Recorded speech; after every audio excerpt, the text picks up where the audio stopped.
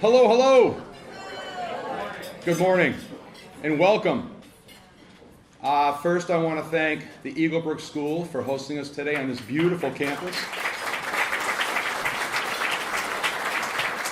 And most importantly, the kitchen staff for serving us this incredible breakfast, so thank you.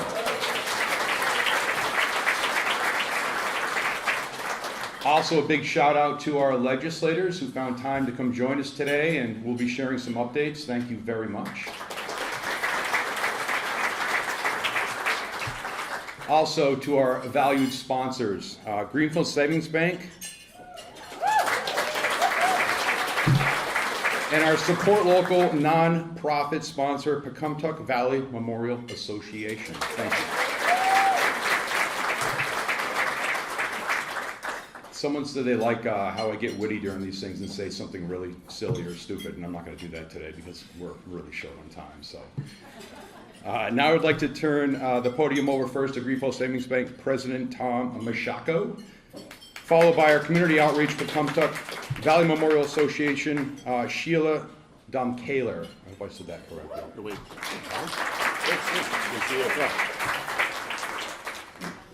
Good morning. I'd like to really take an opportunity to thank our legislatures.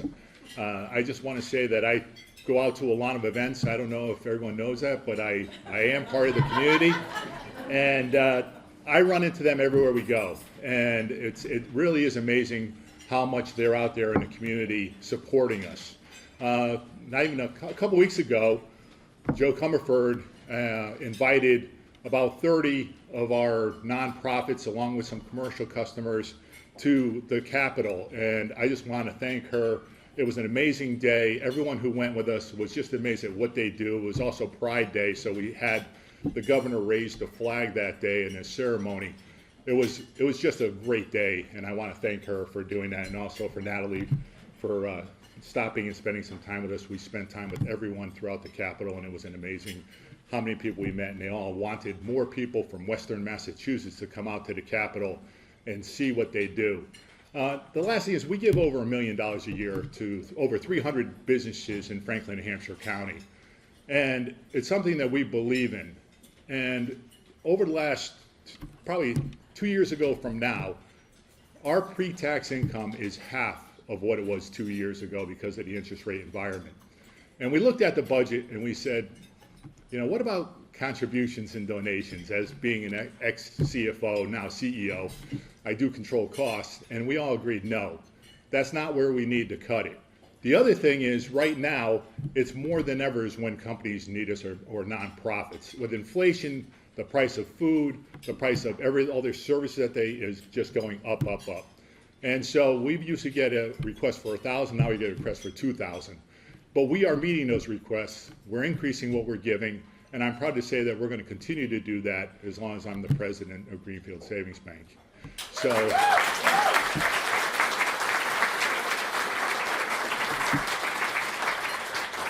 I just want to thank you all, and I'm just going to say, next time you're thinking of your banking or anything, just think of Greenfield Savings Bank because we are out there. We're sponsoring the Green River Festival this weekend. We'll be out there in the rain, and it's going to be fun. So thank you very much, and have a nice day.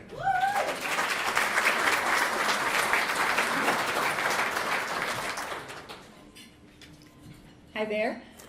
I'm Sheila Domkaler, the Outreach Coordinator for the Pecumtuck Valley Memorial Association, which is the organization that supports Memorial Home Museum and Library, Deerfield Teacher Center, the Indian House Children's Museum, and the Old Deerfield Craft Fairs. And I'm just going to quickly read my little blurb here so I don't wander off and take too much time. But we are delighted to be the support local sponsor for this breakfast because it gives us a chance to, once again, publicly thank our legislators for their support for the Massachusetts Cultural Council.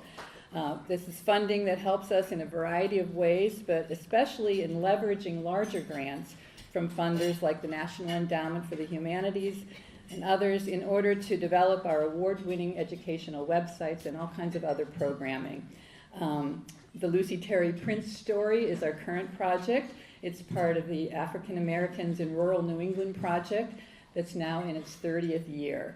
So none of these projects would have been possible without funding from the Mass Cultural Council and our legislators' support. So thank you very much.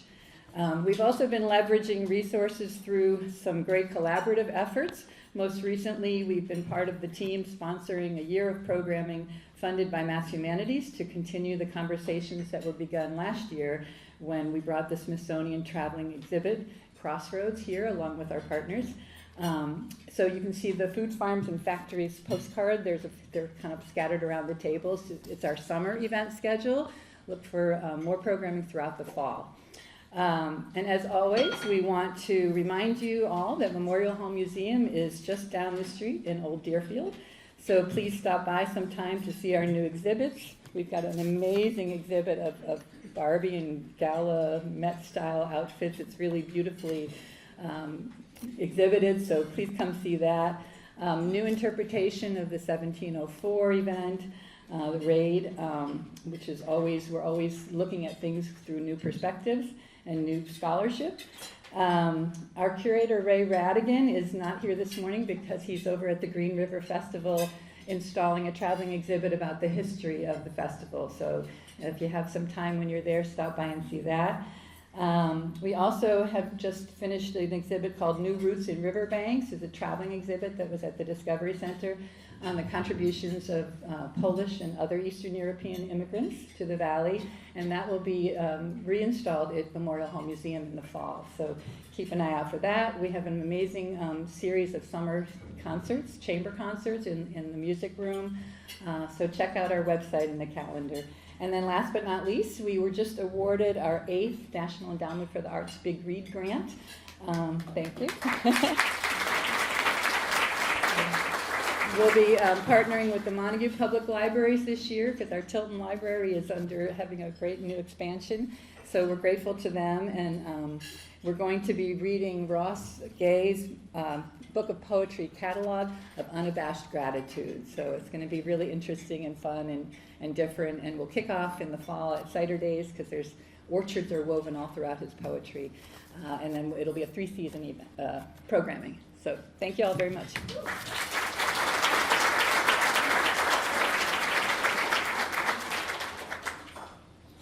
Thank you, Sheila. Thank you, PVMA. And thank you again to Greenfield Savings Bank, not just for their support of the chamber, but again, like Tom said, for the support that they offer to local small businesses, to our neighbors, and to our nonprofits.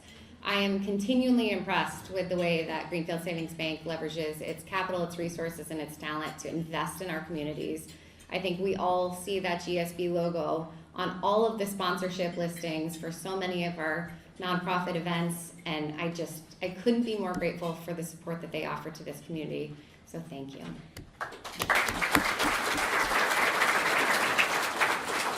And thank you all for being here today. Happy summer solstice, right? It may feel like the longest day of the year, but I have a feeling that this breakfast will feel very short because, as you can see, we have a very impressive legislative speaker lineup for you today.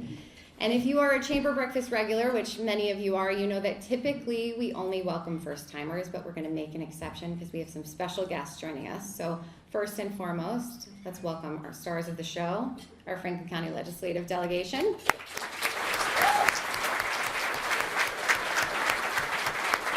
District Attorney David Sullivan is here. There he is. City of Greenfield Mayor Jeannie DeSorger is attending her first chamber breakfast. Welcome, Mayor. Welcome to Deerfield Select Board Chair Tim Hilchey and Christopher Dune, who is the new Planning and Economic Development Corner with the town of Deerfield.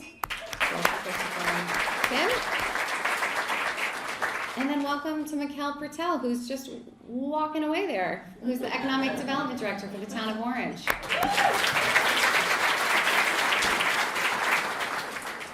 Also, welcome to current Greenfield Public School Superintendent, Dr. Christine DeBarge, and as of July 1st, Greenfield's new Superintendent, Karen Patno. We'd also like to extend a very warm welcome to all those who are attending their first chamber breakfast. Thank you for being here. And if this is, in fact, your first chamber breakfast, just know you missed out. Because sadly, this is our last breakfast of the season until September, but we have had so much fun over the last 10 months. We had Hollywood producers join us in November for our Film and Franklin County breakfast. We heard from farmers about growing our Franklin County economy in November. In January, we featured a panel of high-performing local executives and talked about how we can achieve more in 2024. And then in March, we somehow tied together donuts, sugaring, liquid asphalt, and Bee-Fest for our Sticky Business Breakfast.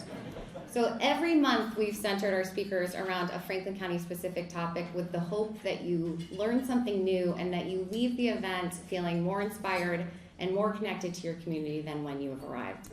So if you're hearing that list and you're thinking to yourself, I have a good idea for the breakfast, great, we want to hear from you. So we are pulling together what we're calling the Breakfast Club, and it is a committee that meets once a year. Who doesn't love a committee that meets once a year? We're going to meet once a year. We're going to meet sometime this summer at Greenfield Public Schools, obviously appropriately enough.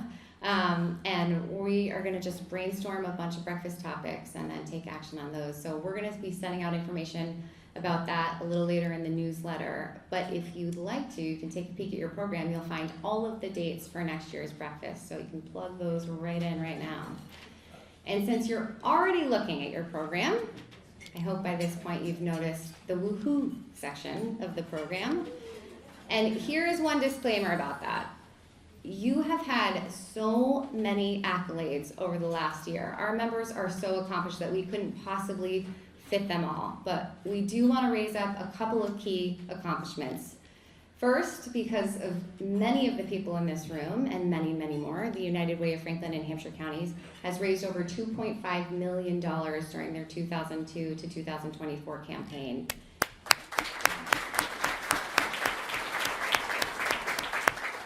Not only that, but with more Franklin County donors than before the merger, the United Way has been able to increase funding for Franklin County nonprofits by 30%. And I just want to recognize the hard work of the United Way. I think Greg is here from the United Way. Hi, Greg. That entire team is so impressive. I also just want to thank my campaign co-chair, Jen Ewers, who's been such a support the last 2 years, and make the exciting announcement that our very own Jane Wolf from Greenfield Cooperative Bank is going to be representing Franklin County alongside Claudia Pasmani for next year's campaign. So congratulations, Jane. And that announcement was made at the United Way annual meeting, which happened a couple weeks ago. And at that event, we also got the chance to recognize an impressive young leader for his commitment to community service and dedication to serving Franklin County. Greenfield's own Sam Whitney was just named the 2024 Young Community Leader by the Daily Hampshire Gazette and the Greenfield Recorder. Now, it is important to note that that award solicits nominations from both Franklin County and Hampshire County. And you will see why Sam rose to the top of the pile when I read a little bit about his nomination. So we're going to full-on embarrass you here today, Sam. So in addition to having a 4.0, Sam was co-captain of the varsity soccer and varsity basketball teams at Fore River Charter School. Sam aspires to be a teacher and dedicates his time to mentoring local youth as a YMCA summer camp counselor. He's actually worked with all 3 of my kids. He says they're his favorite. He would say that. He also is a preschool soccer coach and a big brother through Big Brothers Big Sisters of Western Massachusetts. Sam also tutors a small group of at-risk children through one of my favorite nonprofits, Twice as Smart. And in fact, he believes so strongly in the mission of Twice as Smart that he organized a pickleball fundraiser with the hope of raising $500 for Twice as Smart, and he actually ended up raising more than $1,500. So that is a lot of pickleball. So let me quickly just read you a couple of quotes from his nomination. Sam does everything with a grateful heart. He is one of those teenagers that makes older adults believe in the next generation will be in good hands. And it's been a pleasure to witness the good that Sam puts into this world. I mean, how lovely is that, right? He's a fantastic representation of the kind, caring, compassionate community spirit that we have here in Franklin County. So if you would join me up at the podium, I think we have some friends that have something to present you with. And while Sam comes up, if he looks familiar, that is because His grandmother, Amy Clark, was our 2008 Citizen of the Year, and his grandfather, Doug Clark, was a longtime Chamber Board member and Board Treasurer.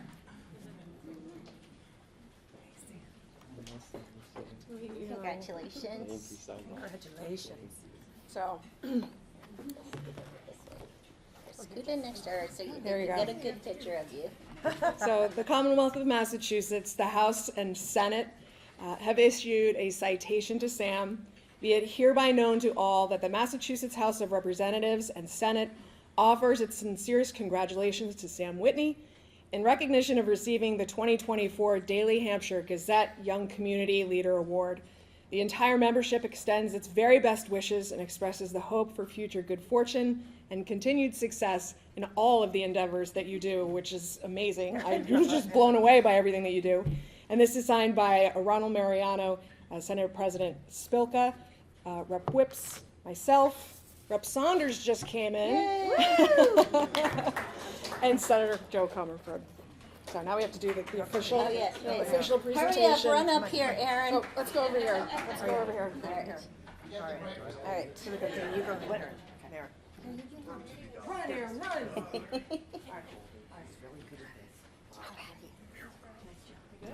Just get over here. Get over here. Get over here. Nice seeing everyone.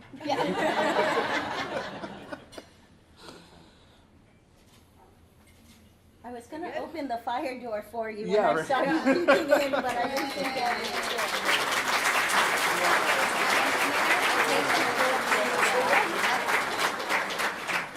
Thank you. There. Friday, June 21st, 2024 is Sam Whitney Day. Whereas Sam exemplified academic and extracurricular excellence at Four Rivers Charter School, and whereas Sam utilized his passion for sports as a positive force for good, organizing a pickleball tournament to benefit Twice as Smart's educational programming, and whereas Sam showcased strong organization, compassion, and thoughtfulness in assembling the pickleball tournament, and whereas Sam's tournament was a massive success story, raising over $1,500 to support youth education, and whereas Sam's work as a beacon of selflessness and good virtue that inspires us all, now therefore be it resolved, on this 21st day of June 2024, I, Ginny DeSorga, Mayor of Greenfield, do hereby proclaim Friday, June 21st, to be Sam Whitney Day in the city of Greenfield, and encourage everyone in our community to celebrate Sam for winning the Young Community Leader Award. Congratulations.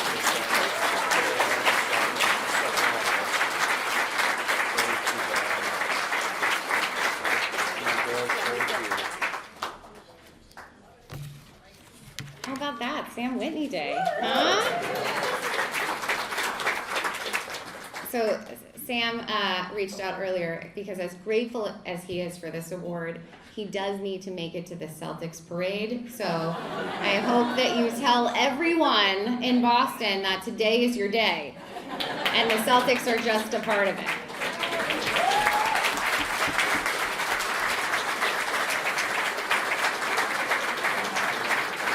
So we have a few more folks to celebrate. As some of you know, last night I had the honor of hosting Business West 40 Under 40 Awards at the Mass Mutual Center, which was fun. Yeah, thank you. There's a rowdy group that was there late last night with us and then, roused themselves to make it to this breakfast. So I appreciate those of you that did that. But at that event, we were lucky enough to honor 4 of Franklin County's best and brightest young professionals. And in that group included Lev Ben Ezra, who is the executive director of the Amherst Survival Center and a former Community Action Pioneer Valley Youth Programs Director. Josh Lively of Lively Builders, many of you may recognize him. He was our Member of the Month a couple months back. Mariah Kurtz of Kurtz Consulting, and Medea Sahatada of First Light. So congratulations to that group. Our very own Greenfield Business Association Director, Hannah Rekshaven, was also a judge. So Franklin County was well represented. It was a large group. There were 700 people there last night. It was a It was a thing, yeah. So they are accepting nominations for next year's class. As you know, they also have a Difference Makers Award and a Women of Impact. I've been really impressed that we've continued to have better representation in Business West, both with their awards and their publications, so I'd like to see that continue. So please make those nominations. We have so much talent here, and it would be great to showcase it. And speaking of young professionals, I'd like to invite up Shannon Prescott, who is the chair of the Franklin County Young Professionals Group, to make a very exciting announcement.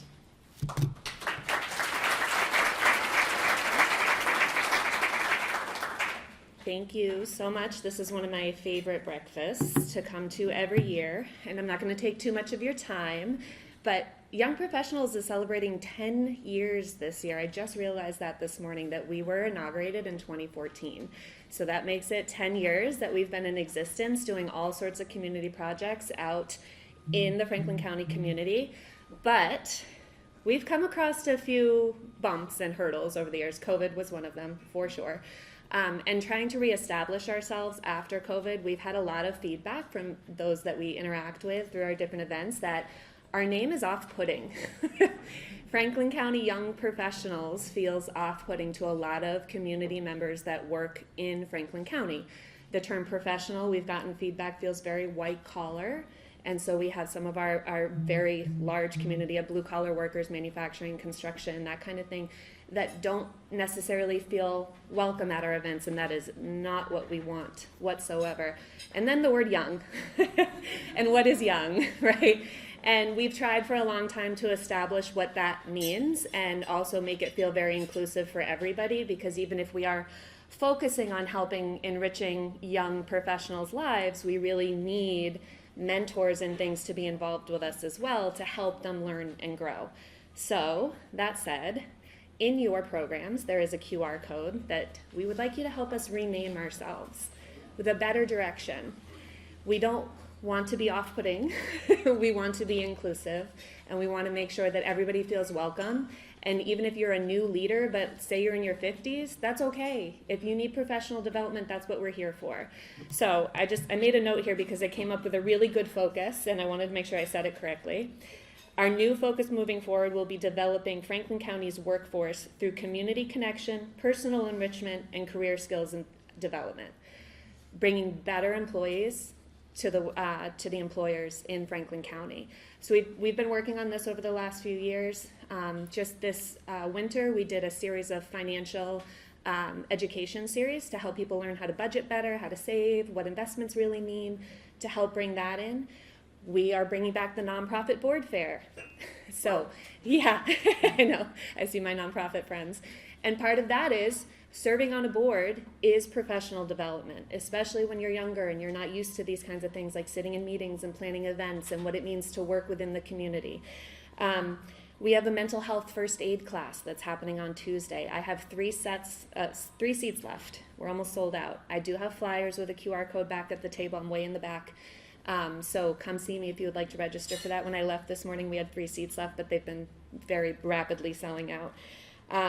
Nonprofit board fair and legislators, please, you will get an email from me soon inviting you to our Know Your Impact event that we're going to have in September at Stoneleigh Burnham. Save the date, 9/18, and we're going to invite all of our local elected officials, federal level, state level, and local in Franklin County, to come and meet with juniors and seniors in Franklin County and talk about what it really means to vote and why it's important.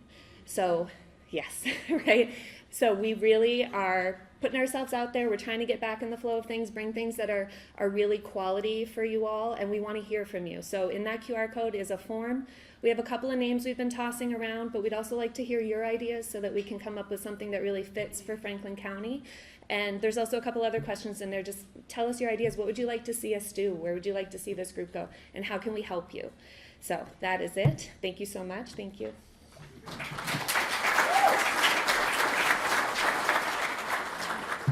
What is young? That might be my favorite quote from the breakfast so far.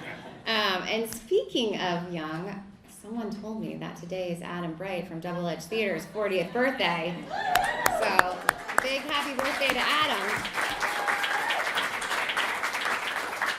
also, I'll take a quick moment to announce that the money game, which I mentioned at our March lunch, is playing for another week at Greenfield Gardens. So if you haven't been able to see it yet, there's another week. It's playing till what date, Julian? The 22nd. So go check it out. It's filmed locally in Franklin County. Julian is the director, producer, and writer of that film. It's amazing. So go check that out. So we've had a lot of accomplishments, right? It's clear that our network has seen a lot of success this year, and our chamber has too. Over the past 12 months, we've seen continual progress in the metrics we're checking.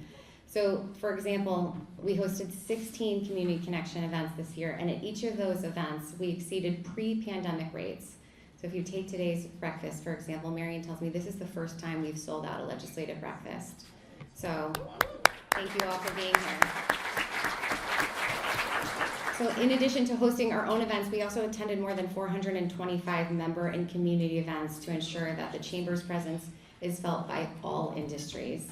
We met with businesses, nonprofits, elected officials, and stakeholders from all 26 Franklin County communities, the mileage of which actually killed my minivan. I had to get a new car this year. We celebrated new member businesses with 6 ribbon cuttings and helped market existing member businesses through our 2024 hard copy membership directory in partnership with the Recorder. So thank you again to the Recorder for doing that. We also strengthened collaborations with community partners like GCC, the Franklin County CDC, FERCOG, Common Capital, Greenfield Business Association, Mass Development, Mass Hire, and many, many more by serving on 23 community-based committees. There's actually a lot of exciting work that's come out recently through an initiative, the Massachusetts Downtown Initiative that we're taking place with Greenfield, and then the Rural Redevelopment Initiative that we're joining forces with the CDC and the FERCOG. So we're excited to report on those initiatives a little later. And having a seat at so many important tables allows us to strengthen the voice of the businesses and nonprofits we represent, and helps ensure that the power of Franklin County's presence is felt across the state. In the next couple of weeks, this is very exciting, we're going to be launching a brand new gift card program. Yay! This program is going to be much more user-friendly. You're going to be able to purchase gift cards online, and it's going to be able to, it's going to give us an opportunity to really help keep our dollars locally and support patronage to our member businesses. So stay on the lookout for that. We just ordered the cards a couple of days ago, and they're beautiful. It's going to be really exciting. And then this is really big news. So as of 2 weeks ago, we purchased Placer AI, which is a location intelligence software. Some of you have heard me talking about this for months, but we finally figured out the funding and were able to do it last week. So essentially, we'll be able to track foot traffic and visitation through geofencing. So as someone who wrote 23 support letters a few weeks ago, and I know many of you know this, we are light on data. I think that's really Franklin County's Achilles heel. So the hope is that this software will allow us to collect data around who's coming here and why, so that we can present that information to our funders and to our legislators and use that to capitalize on the growth that we know we're seeing, we just can't prove it. So I have a training on that on Monday, and I'll send more information in the newsletter, but my hope is that we can use that as a community while we have it to really leverage all of these opportunities. So if you need data, we will have it, unless you're here and you work for Placer, in which, of course, we're only using that software for our own individual purposes. Don't worry. But we've had a lot of success, and that's just on the chamber side. As you know, we're also serving as the Regional Tourism Council. We've talked a lot about our RTC work this year. We are one of 16 RTCs in the state funded by the Massachusetts Office of Tourism and Travel. Many of you remember that Director Kate Fox joined us in April to talk about some of the initiatives the state's taking on. And you may also remember that we've seen a 12.5% increase in visitation over the last fiscal year, and that translates into $83 million in exploration spending that's injected into our local economy. So we're excited about that, and we want to continue to see that trend going. As you know, we also built a brand new standalone tourism website, moretofranklincounty.com. If you haven't checked it out, please do. We put Franklin County on the pages of Yankee Magazine, the Wall Street Journal, and many, many more. We hosted 4 fam tours with local or with national and regional travel writers and influencers and showed them the best of Franklin County, which they then put in their articles. We reimagined traditional tourism guidebooks with our evergreen More to Franklin County beauty book. Actually, that did so well. They got all gobbled up within months of being published last year. So we are in the process of revising that and republishing in the next couple of weeks. We established the first ever Franklin County Tourism Stakeholders Group so that we're able to work more collaboratively with our hospitality partners. And then alongside our 5 regional RTCs, we were awarded a joint $1 million travel and tourism season extension grant, which allows us to heighten Western Mass profile and push tourism during the shoulder season, which is much needed. So there is so much more we could report on, but needless to say, it's been a big year for Franklin County, and it's been a big year for the Chamber, and that's really because of you, our partners, and our members. This year's achievements showcase that the businesses and nonprofits and elected officials in Franklin County have a recharged commitment to strengthening our economic ecosystems and, most importantly, supporting each other. I see it daily. I think collaboration and partnership is our secret sauce, and it's the sole reason that we'll be able to band together and help our legislators tackle some of the challenges we're going to be talking about shortly. We do it together, and your investment in supporting local and your investment in supporting the Chamber really shows that you see the value that the Chamber adds to fueling Franklin County's economic fire, and we're just so grateful for your support, so thank you. So even still, as we celebrate these successes, we know there is so much work to be done, and we want to make sure that we are maximizing these opportunities.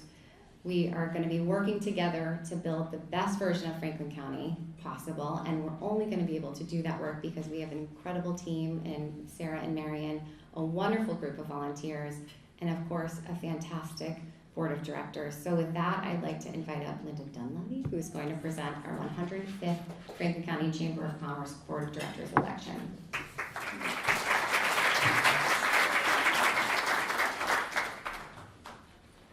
Good morning, everyone. A VIP that slipped in without Jesse's notice is the first ever Director of Rural Affairs for the Commonwealth of Massachusetts, Ann Koby.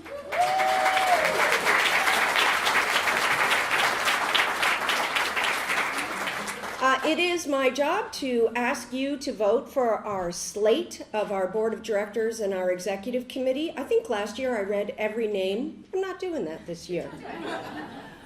So what I'm going to do is ask you to go to your program and go to the inside back cover, and that is our slate.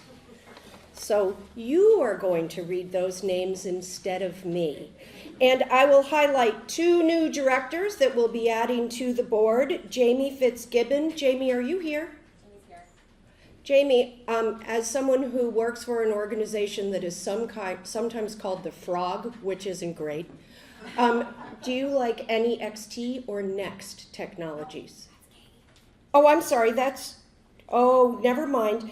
You don't want to be called either of those things because you're from Superior Plus Energy, and that is why I brought my glasses up here. So, welcome to Jamie Fitzgibbon.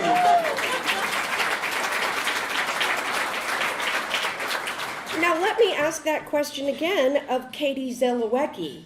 Is she here? NEXT or Next? Either works.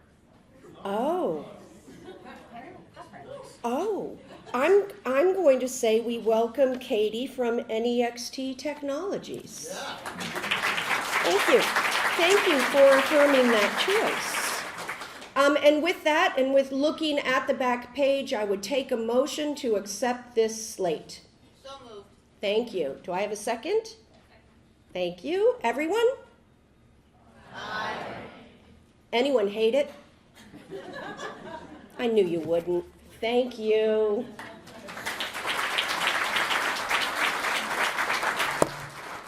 Thank you, Linda. And a big thank you to our entire board, and especially our board chair, Wade Bassett, who has just been incredible this year. He always answers every time I call, which most of the time it's not during the workday, so I especially appreciate that. And I just want to say I have the best job in the world, and that's partly because I have the best colleagues and bosses in the world. So a big thank you to our board of directors. Also, my kids think it's so funny that I have 30 bosses. They think it's so silly that there's 30 bosses in charge of me. They love it. So you are all my kids' favorite people. But so far today, we've talked a lot about Franklin County's strengths, but as everyone in this room is acutely aware, we also have our challenges. The truth of the matter is that Franklin County is experiencing a lot of the same housing, population, infrastructure, transportation, elder care, and workforce challenges that we're seeing regionally and nationally, but with the extra added twist that we get to approach those challenges as the most rural community in the Commonwealth.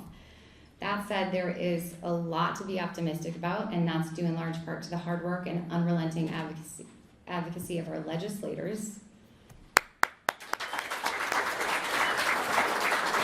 Earlier this year, we were meeting with Monica Tibbetts-Nutt, who is the Secretary of Mass DOT, and Rep. Saunders made a comment that Franklin County punches above its weight, and I just love that because it's so true. We are a scrappy, connected, resilient little community, and I think because we work so well together, that's why we're able to confront a lot of the challenges that we're facing and do so with progress. So again, I couldn't be more proud to represent this region and to work alongside these incredible legislators who also answer my call every time I call, and again, it's not during work hours. So thank you again to the legislators. And I'm really grateful that they carved out time to be here with us today because as we know, this is a very busy season. Unfortunately, Senator Paul Mark wasn't able to make it, but he does send his regards.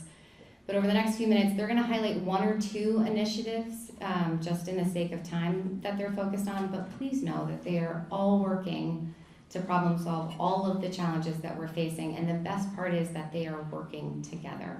So without further ado, that's right, please allow me to introduce Senator Joe Comerford.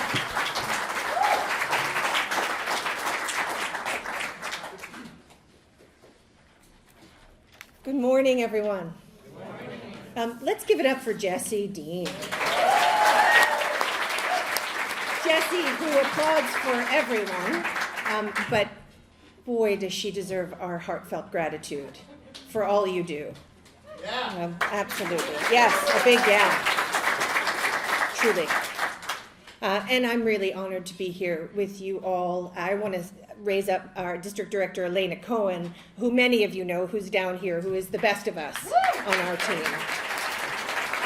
And I have to say that Aaron is right. We do punch above our weight as a delegation, and I have the best colleagues in the State House, and Rep. Whips, Rep. Blais, and Rep. Saunders, of course, Senator Mark, and all of the Western Mass delegation. We are small but mighty, and we put up a good fight for us in partnership with you. And I'll say that, Tom, it was wonderful, and I know that Rep. Whips, Rep. Blais, Rep. Saunders, all enjoyed hosting Greenfield Savings Bank in the State House. And this is my pitch to all of you: come to Boston. Come to Boston virtually, through hearings, come to Boston in person, because we are all stronger when people meet you. And when we bring folks out, as we do all the time, our colleagues from Boston, come and join us, or tell us you want to bring them too, and we'll join with you, because it is important that Boston meet Western Massachusetts in a room full of heroes, so they should know you like we know you and love you. So this is how we are making progress, through your power and advocacy. And I'll say there's nobody better at pounding it out for rural communities than Ann Koby. She was extraordinary as a senator, and even more mighty sister as a rural affairs director. And we also have a great Western Mass director, Kristen Naleko, who is really supreme at throwing down for small communities, and she's a great partner. So between last year and this year, we're actually stronger. We're stronger because of your advocacy. We're stronger because our team is growing of people who love and work for rural communities. And we're growing because Boston's listening and policies are changing. And that is good, right? But we have to push on because the challenges are with us. And I'm really excited to hear what my colleagues say. I'll say that we joined together as a delegation to push back pretty recently, this year, on a piece of research that illustrated the places in the nation, including many in Franklin County, that would be hard hit by 2100 because of significant population decline. And of course, no one knows that better than Linda Dunleavy and the FERCOG, who has been calling us to look at the ways in which rural communities need economic development so that we can grow our base and that we need affordable housing. So they predicted, and of course it's bad to predict because it relies on the status quo, and we are nothing about the status quo in Franklin County. There is no status quo lovers here, right? We want something better for our region, embodied in all of what Jesse is saying and raising up. And I'll say, actually, Natalie and I were trading notes earlier. I'll add another woohoo, which is we have a Commonwealth heroine in Pamela Adams from Greenfield, who was awarded that in the State House this week. So there are many people who are mighty.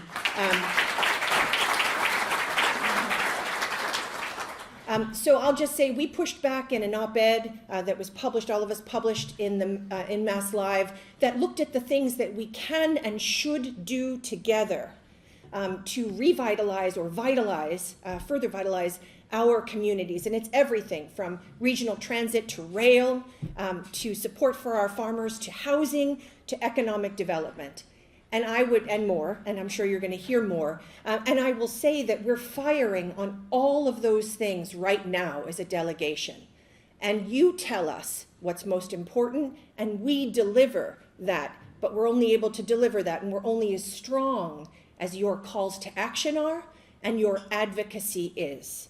And I really need to underscore that. And we're only as strong as the partnerships we have with local town governments, who are really the heroes, municipal officials, nonprofit leaders, business leaders, because we have to reach Boston with the ways in which policy and budget decisions cannot be one size fits all, because one size fits all doesn't fit us here in Franklin County. And to bend it is going to take our public will. And the stakes are high. And we are not going to give up. But I will say that it is a sobering time in government right now. And we have to push harder to make sure that everything that comes out of Boston is good for us here.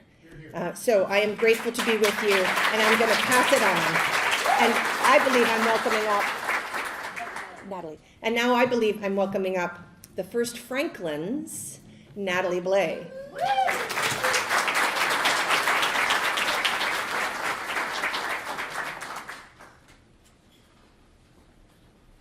Good morning, everyone. It is so good to be here, and I just want to also offer my thanks to Jesse.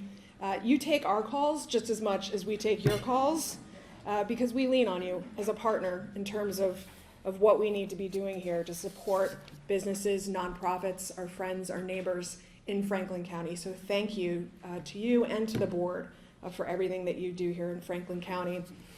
I also want to thank my legislative aide, Corinne Coriat, who is sitting right here at the front table, who had a very long commute this morning.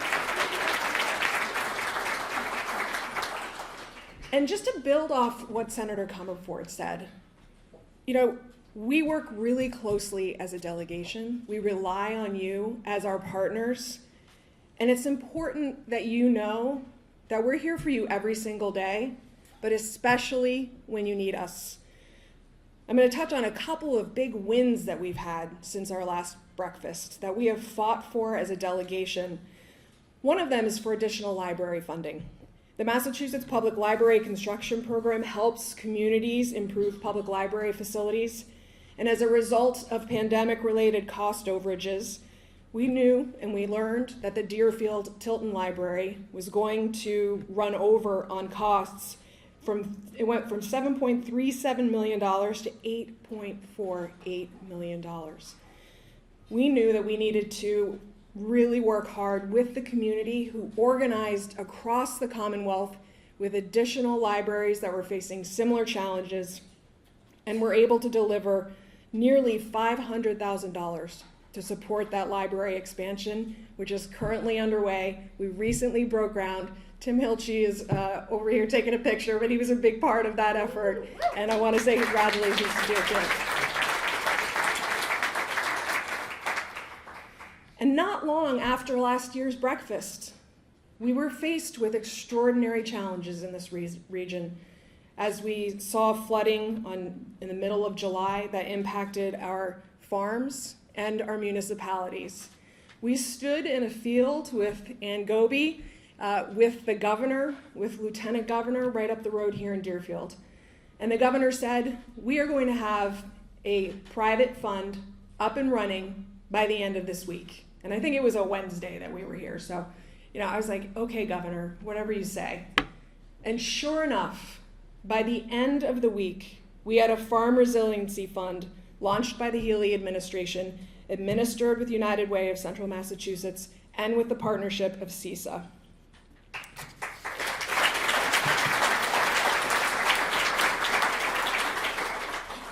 That fund raised over $3 million. Over 650 donations from individuals, families, private philanthropies, and businesses from across the state and the nation. But the legislature realized that that wasn't enough, and we, working together, came up with $20 million to support local agriculture for crop damages incurred during the February deep freeze, the May frost, and the July floods. And those were direct payments to our farms, and we did not lose a single farm as a result of those efforts.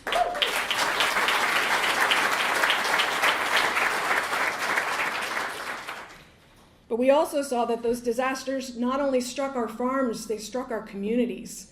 No one knows that better than Eaglebrook, where we had a road wash out, multiple roads wash out.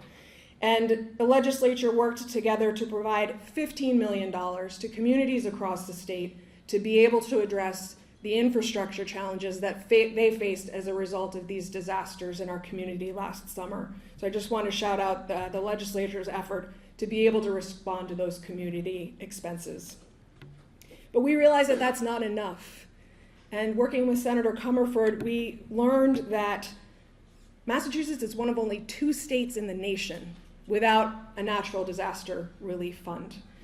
And so we developed a bill soon after the flooding that we saw last summer and introduced an act creating a state disaster relief fund for emergency management. We were able to get that fund into the House budget, funded at $14 million, just a few months after we introduced it, alongside our colleagues who supported this, recognizing that we are going to see more and more disasters like these, and our communities simply cannot afford them.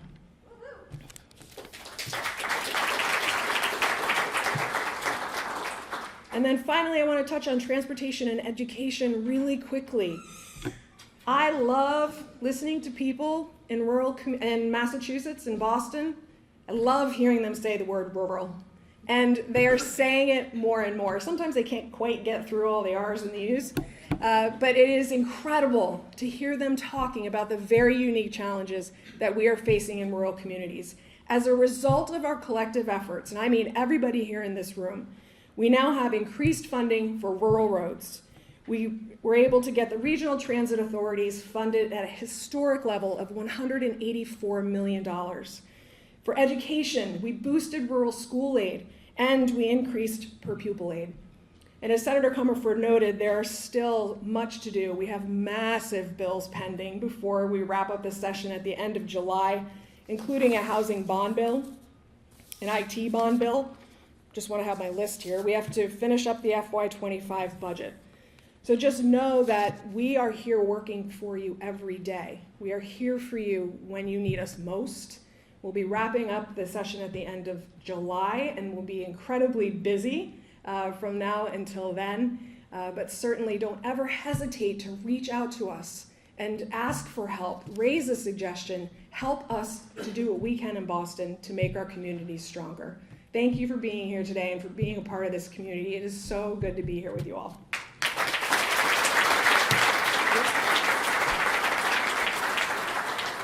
Now I have the honor of introducing my colleague, Rep. Susannah Whips.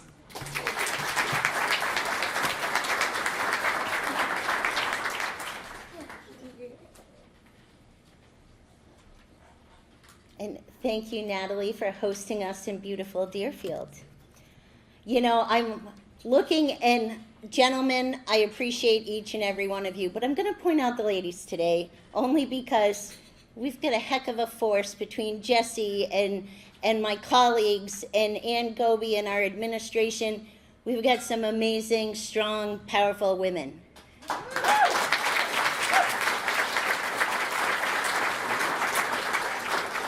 And none as powerful as Mother Nature. And she has been a little upset over the last few years. We're able to repair and heal. I don't have a typewritten thing because I have a tree on my garage right now and no internet at my house and a crane on the way. So Mother Nature is not my friend today. And I'm going to just go by a few little handwritten notes. As I look around this room today, and again, we can talk policy, we can talk legislature. I want to talk about you folks. I've been sitting here, and years ago we were the Chamber of Commerce, and commerce is just dough.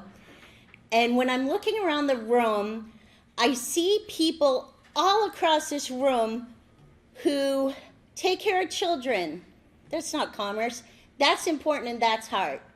We see people, Claire Higgins, I saw you. Head Start, Vital Program, fuel assistance. What you do, there's no price tag for it. Dave Sullivan, John Merrigan, and our Sheriff Donlin, who have worked to fight the opioid crisis, who had set up a veterans court, who set up diversion programs. That kind of stuff is priceless and it's happening in our community. You couldn't throw a rock in this room right now, and please don't throw rocks at people, and not hit somebody who puts their heart and soul into this community, into this region. And it's so easy for us to work for you because we know when things get tough, we've got a herd of people behind us who are fighting, who care about their neighbors, who aren't selfish, and who are really looking to make life better for everybody. And Tom from Greenfield Savings Bank, I understand the struggle keeping shareholders happy and keeping your customers happy, and you do an amazing job. And I appreciate all of our bankers. I have followed, as a small business owner, the same guy through Santander, Sovereign, and now Berkshire, and I love him, but if things were to change, we'll talk. But as a small business owner, I've seen just supply chain craziness. I've seen the cost of raw materials go up tremendously. I've also seen post-COVID a lot of stress, a lot of anxiety, a lot of mental health issues within our families, and they're trickling down. We've got seniors who feel like they're being priced out and there's not a place for them to go. We've got kids who are struggling because mom and dad are a little panicked. So I think my message today is kindness and patience. We've got an election season coming up. We've got fabulous people. I will never tell anybody who to vote for, but get out and vote. It's very important. It's important that we respect people with other ideas and that we're kind in our differences and that we search for things we can agree on, which, one, every kid should have food. Easy to agree with. If somebody gets in a political argument with you, turn it around. Let's make sure our kids are safe.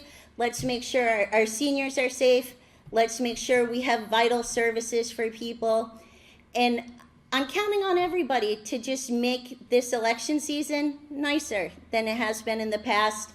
And again, work together, continue the amazing work that you do for our communities, whether it's our businesses or our individuals. And I just feel blessed to be here, blessed to work with these people, and just honored to be in such a community where people care about everybody. So sorry to be a sap today, but I appreciate you all. Ooh. And just to prove I'm not a terrible sexist, my wonderful friend and colleague, Erin Saunders, who through redistricting, I passed several towns off, and they are still in wonderful hands. And I'm so glad to have you here today, Representative Erin Saunders.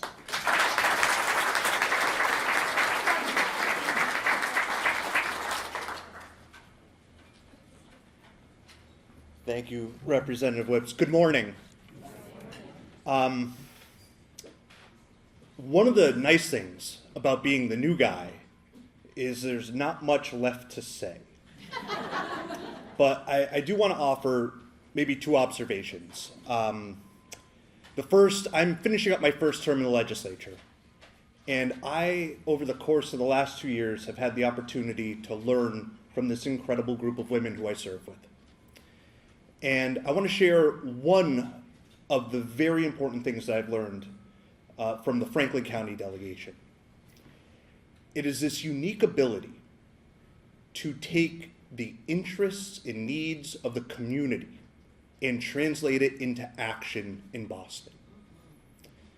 And Rep. Blais touched on this with the disaster relief bill that she and Senator Comerford filed that turned into action at light speed for the legislature. I think it was last week, Senator, where you hosted an event in the Greenfield Public Library. The public engagement is unseen anywhere else, and they're probably sick of hearing it. I have parts of 4 different counties in my district, so I get to see different regions of the state. And you know, as Jesse had mentioned in a meeting with Secretary of Transportation, Franklin County really does punch above its weight, and it is due to the engagement that all of you take under every single day, seemingly, and the chamber is one of the main drivers in facilitating that information going back and forth from the legislative delegation to the business owners, to the residents, to the local officials. Over the last 2 years, if I've learned nothing else, I can take this into the next session to do my best to emulate what I see from Orange to Monroe with my colleagues. The second observation, and you heard a lot of items touched on from Joe and Natalie and Susie, as we take on these big issues, the existential issue of climate change and its cousin energy siting, housing, transportation, education, childcare. We're not doing this in a vacuum. We're doing this in a rapidly changing landscape. And I'm sure you all religiously read the Mass Taxpayers Foundation reports the moment that they hit the internet, as it were. But I want to share one statistic that really put this into context for me and how I think about Franklin County today and into the future, as Senator Comerford and Rep. Blais and Rep. Whips had so eloquently put in that op-ed. In February of 2020, 4% of all paid workdays were out of the office. 4%. Now, you can imagine through COVID, that number skyrocketed. Our businesses, our physical places were shuttered. This month, 33% of all paid workdays are remote. And when I think of that, it's not that people are living above the shop or they're living in the building next to their office. They're living miles, sometimes hundreds of miles away from where they work. And Franklin County is going to be a big part of that future of work. And I know Linda Dunleavy has done yeoman's work on addressing this issue since the end of the crisis pandemic, and how we position ourselves to best take advantage of all that this county has to offer and what people get to know when they get here. And Rep. Blais mentioned it. When they say rural, when they get to come out to our communities, they love it. And it's because you all give them something to love. And with that, I just want to say thank you.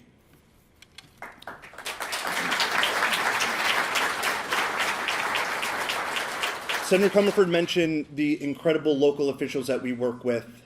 We also get to work with an absolute powerhouse of a congressional delegation in Washington, where I can't imagine what it is like going to work day in and day out. But our Congressman Jim McGovern does it. And he does it in such an effective way that I know I sometimes take it for granted. The results that he produces for our region day in and day out.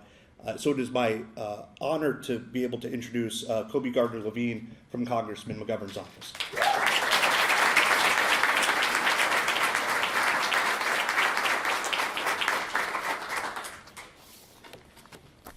Good morning, everyone.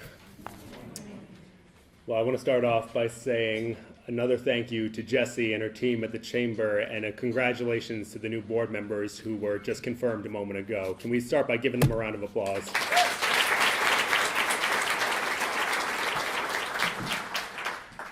So today I wanted to talk about some trends that we're seeing federally. And I know it was mentioned before, but inflation is a subject that I know has been on all of our minds for the past several years. So I wanted to mention some of the positive signs that we're seeing, like grocery and energy prices leveling off and falling of late. For example, the prices of some common items like milk and coffee decreased last month, and this trend follows some price cuts that were recently announced by major grocery retailers, which should provide further price relief into this summer. And last month, energy costs fell by 2%, and gas prices in particular have fallen recently, and early June actually marks the biggest decline for this year, 2024.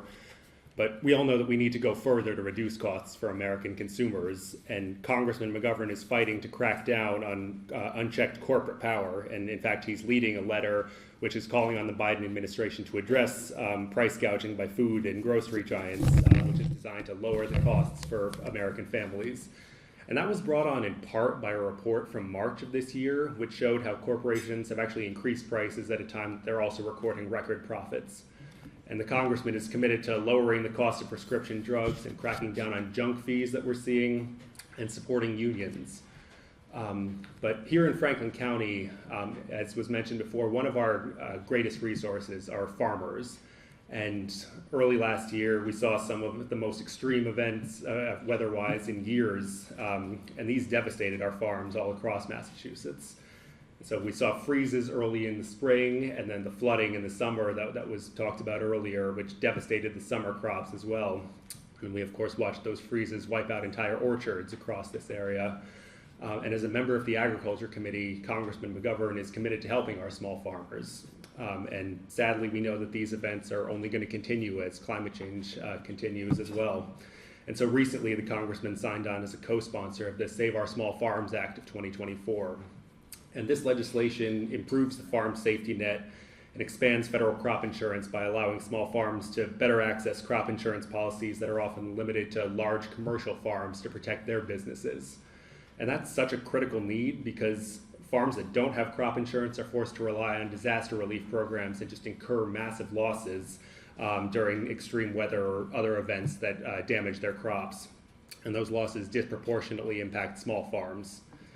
And last summer, our office heard directly from so many of our local farmers who are facing these struggles and telling us exactly what they're facing and the shortcomings in current federal legislation that's out there.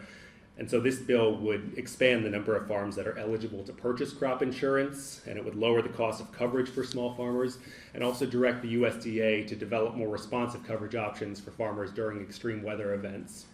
Because we need to reform our nation's crop insurance policies so that they're more affordable and more reliable for small farms in the event of a disaster, and so that more farmers can enroll and be accurately insured based on the crops that they're producing. Because farmers need stability when disasters strike, and they also need the peace of mind to know that they can actually weather these crises that they may face in the future.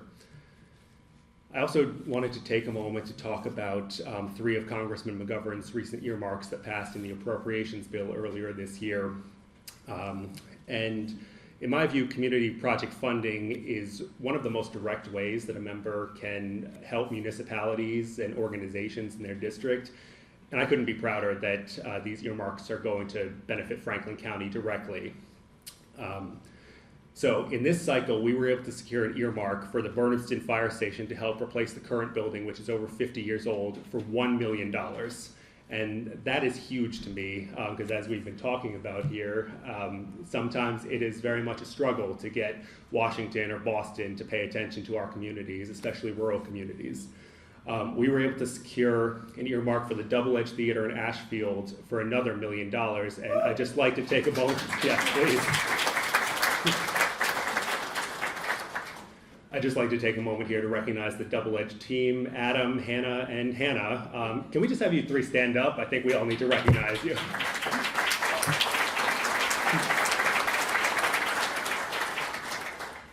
And then finally, the third earmark I wanted to mention is for the town of Deerfield for the 1888 Building Town Administrative Offices project. That's for $4 million. And Tim Hilchey, I know you were here earlier. I hope you're still here, but in any case, Tim Hilchey from Deerfield Select Board was here. He may have left, but in any case, $4 million for Deerfield. That's huge, and that was done in partnership with our other legislative colleagues from the federal delegation. The town of Montague is a town that has in the past been a recipient of a federal earmark for their Avenue A Streetscape project. But more recently, the town has been working on the demolition of the Strathmore Mill complex and working towards the restoration of that area, towards their overall goal of a waterfront park. And recently, the town of Montague received a grant through the EPA for about $5 million, and that was soon followed by another $5 million earmark through the state of Massachusetts, through the DCR, to address the environmental and public safety risks that are associated with the Strathmore Mill. And when we talk about that earmark, we really have to acknowledge the unbelievable work of the Healy-Driscoll administration, and in particular, our colleagues here at the state level who really worked night and day to make that a reality. And I also wanted to add that earmark was added to the state's 2018 environmental bond bill by the late Representative Steve Kulik. And we owe him a debt of gratitude for that. And even though he's no longer with us, unfortunately, he is still making an impact on Western Massachusetts. So,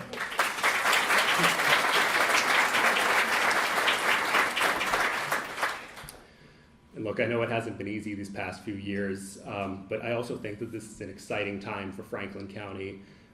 We heard about this earlier, but we've had some pretty momentous occasions like the groundbreaking of the new Tilton Library expansion in Deerfield, and please. And the opening of a beautiful new fire station in Greenfield as well. And if you haven't had a chance to check out that building, I would really recommend it. It is worth the drive to Greenfield. And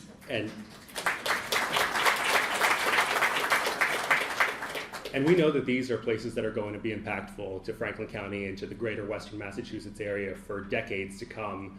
And I'm really excited to be part of this journey towards a stronger Western Massachusetts, and I want to thank all of you for the roles that you play in that. So thank you for having me here today. Thank you to the Chamber, and thank you all of you for what you do for Massachusetts. Thank you.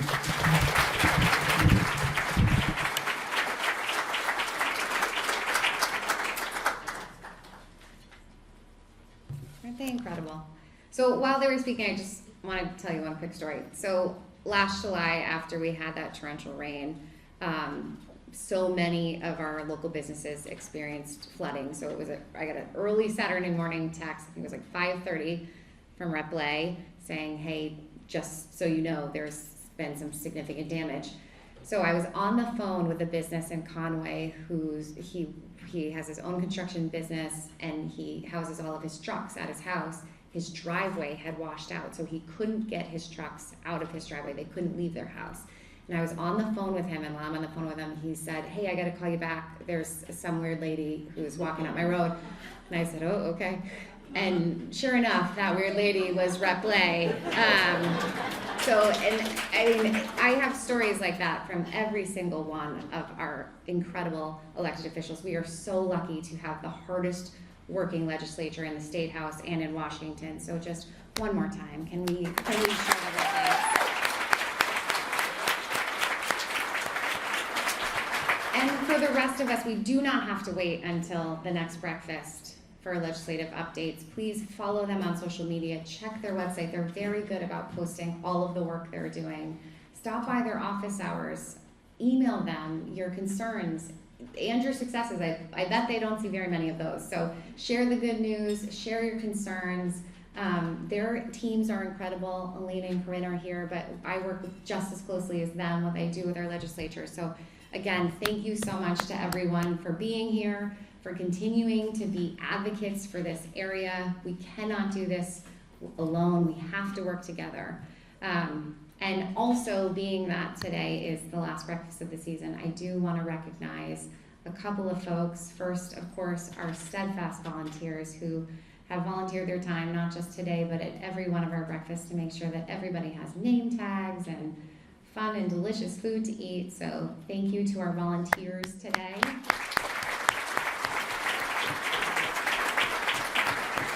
A big thank you to Drew from GCTV for being on hand to record every one of our breakfasts. Thank you, Drew.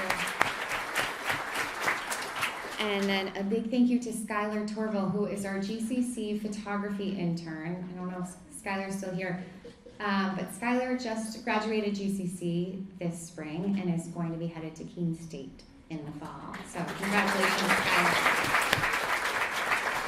And then, of course, Marion and Sarah, who are just the best coworkers that I could ever ask for. So thank you to Marion and Sarah. Did everybody see Marion's shirt today? She's repping the Celtics. I was hoping I could get a picture of her and Sam, but didn't work out. And now it is time for my favorite part of the day, and that is raffle time. So we have quite a few raffle prizes today. So first we're gonna start. Did you know that June is National Dairy Month? It is. So we have Angie Facey here from Our Family Farms in Leiden. Angie, do you want to stand up? So Angie has been kind enough to offer us a t-shirt and then a cooler filled with Our Family Farms milk, which I think it's a 6-pack of milk. Who doesn't want that? And just as a reminder, we are going to be kicking off our creamy crawl in the next couple of weeks. So Sarah and I went around and recorded videos at all of our Franklin County creamies. So please watch those. They should be funny. I will tell you, we made it through 3 creamies before I had to top out, which was a little more than I was expecting. So the first winner is 5943401. The milk is in the fridge, I'm told. 5943401. Yay! Great.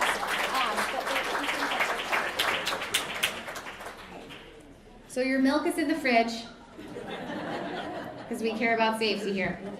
But you do get a t-shirt. All right, so our next prize is a jug of syrup from All States Materials Group. And that number is 5943297. Someone was close. Oh, Chris Thompson. Great job. Chris Thompson's always a winner at these breakfasts. All right, next we have, I believe, a silver medal winning wine from Cameron's Winery in the Backroom Brewing Company.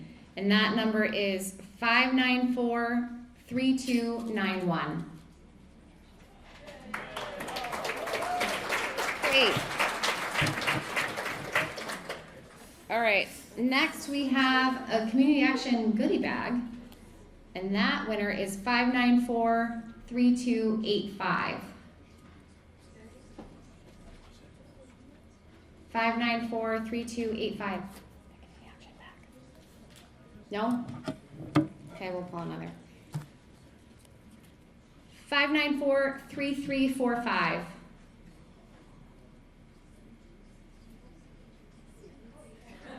Right there in the back. Yay! All right, next we have a gift card from Franklin County Co-op and Greenfields Market, and that number is 5943437. Oh, yay! Great, Amanda from Melquit. That would be the co-op. Yep, just the gift card, I think. All right, next we have a gift card from the Historic Deerfield Museum store. And you can stop on your way home. That number is 594-3365.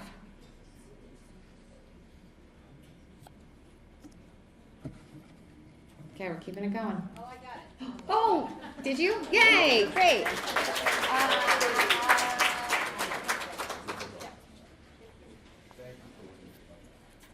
All right, next we have a gift basket donated by ServiceNet, and this gift basket includes items from the Prospect Meadow farm stand, which is right in Hatfield. So thank you, ServiceNet. That number is 594-3293.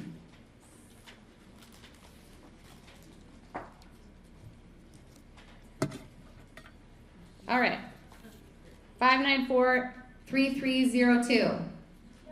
Yay, Regina.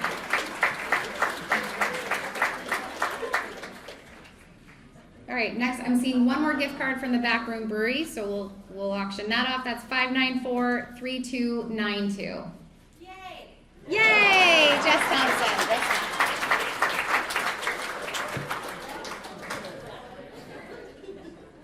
That's the enthusiasm I'm looking for.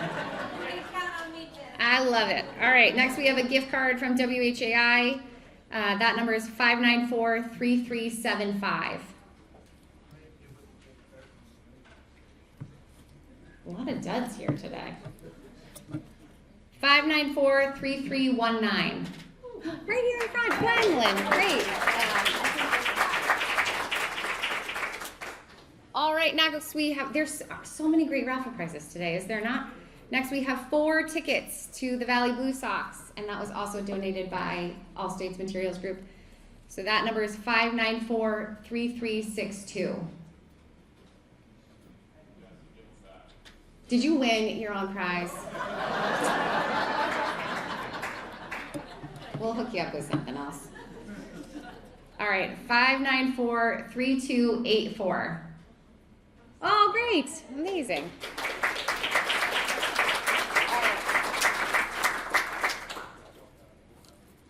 Next we have jam. I don't know who this is from, but it looks lovely.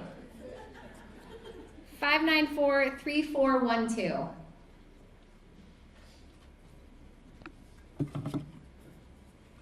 Okay. 594-3402.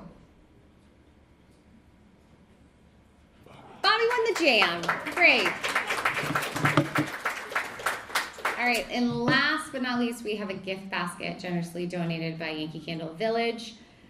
That number is 594-3348. Yes! Yay! The birthday boy, Adam Wright. Amazing. Yay! Happy birthday, Adam. So, congratulations to our prize winners. Thank you again to our legislative delegation for being here. Thank you all for being here, not just today, but at every breakfast. Please remember to tuck your strings into your name tags, and we will see you in September.